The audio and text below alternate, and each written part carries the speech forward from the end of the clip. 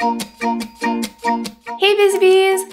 Last week I showed you 5 DIY dressings and today I'm following up with 5 mason jar salads to pair with the dressings. These are super easy and they're great for when you're on the run to work or school and you can just grab and go. Best of all, these mason jar salads guarantee that you will never have a soggy salad if you prep them ahead of time. I promise you, there's a science to it and I will show you. If you guys love these meal prep video ideas, be sure to give me a big thumbs up and subscribe below and we'll go ahead and get started.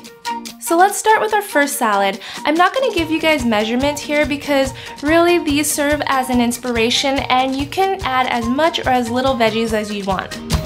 To make our Asian inspired chicken salad, I'm going to add our sesame dressing at the bottom. Add a handful of shredded carrots, a handful of shredded purple cabbage, tamp them down, now some fresh mango slices, and some mandarin oranges because I love them. For the protein, I'm using some chicken that I've already baked off, romaine lettuce, and finally I'll top it off with some sliced almonds for a little bit of a crunch. That's it. That's all you need. Now I'll cap it and put it in the fridge where it'll stay fresh for the next 3 days. I'll leave it up to you guys to come up with a witty and fun name for this. I just couldn't come up with anything. For my next one, I'm adding my balsamic vinaigrette to the bottom of my jar, then some sliced colored carrots. I love the purple and the white, some sliced cucumbers, and of course, strawberries, fresh peaches, some more grilled chicken. Oh, I need to tamp them down.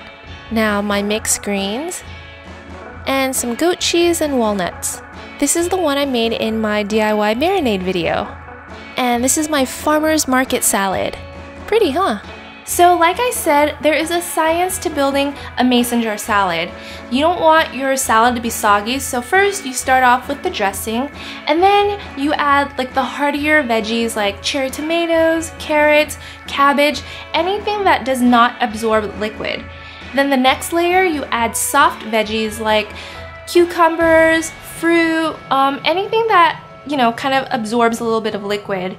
After that, you add your protein. The protein acts as a barrier between the soft veggies and the lettuce to just break up the moisture. You don't want a lot of moisture touching your lettuce. And of course, the layer after that is lettuce. After that, you add your toppings. You can add nuts, cheese, onions, whatever you want because there's just a little of it. Then you cap it and it's ready. Okay, for the next one, I'm gonna start with my lemon vinaigrette. Again, pour it into the jar. Then I'll add some cherry tomatoes, some garbanzo beans or chickpeas, cucumber chunks, some pitted Kalamata olives that'll give it a nice salty tang, a large handful of spinach, sliced red onions, and feta crumbles. This one, I'm gonna call it the Oppa. For our next one, I'm gonna add some tahini dressing, then some sliced rainbow carrots, a little more, roasted cauliflower, roasted sweet potatoes, roasted beets, some chickpeas, a nice handful of kale. I'm using dino kale here because I love it. Tamp it down, and some crumbled goat cheese. This one is so hearty. I'm gonna call this the Forager because it'll keep you full for a while. Now let's use our creamy ranch. I'm gonna pour a nice helping into a jar. Follow it up with some cherry tomatoes, shredded carrots. Guess where I'm going here, guys? Oh, I'm gonna eat that one. Some shredded cabbage, diced red bell peppers, cucumber chunks, a handful of black beans, some chicken artichoke sausage, romaine lettuce, and for my toppings, I'm going to use some gorgonzola cheese, sliced red onions, and a few sprigs of fresh cilantro. This one I'm calling the Dude Ranch. Alright, so which salad would you guys try first? To recap, guys, we made an Asian-inspired chicken salad, the farmer's market, the Oppa, the Forager, and the Dude Ranch. Which one would you make? Personally, my favorite was the Forager because it's hearty, there's a lot of fiber, and it keeps me full a lot longer. Also, the tahini dressing is to die for. For these salads, they store for 3 days in the fridge. Any longer than that, I feel like it dries out and you do run the risk of it getting soggy, especially on top. But before you eat it, just give it a good shake like this.